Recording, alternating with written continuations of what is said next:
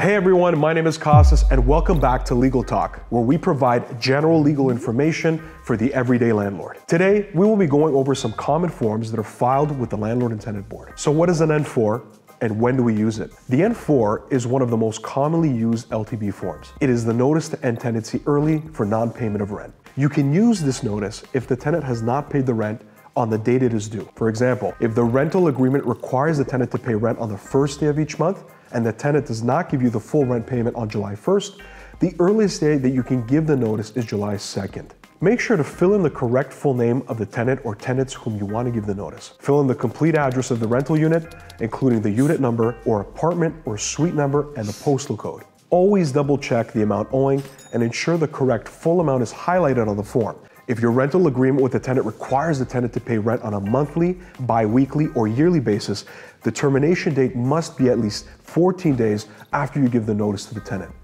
If your rental agreement with the tenant requires the tenant to pay rent on a daily or weekly basis, the termination date must be at least 7 days after you give the notice to the tenant. When you are counting the days, do not include the date you are giving the notice to the tenant.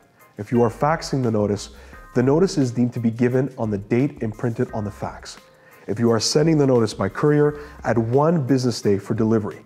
If you are sending the notice by mail, add 5 days for delivery. So what if I make a mistake? If you've completed your form and you realized you made a small error after sending the notice, you can still attempt to fix it. Before the hearing, you want to contact the LTB and request to make an amendment. You can also file a request to amend an order explaining your error in detail and why it should be changed. You should attempt to do this right away because the LTB may elect to dismiss your case if you are not providing accurate information. One final thing to note, it's important you keep a copy of the notice you give to the tenant.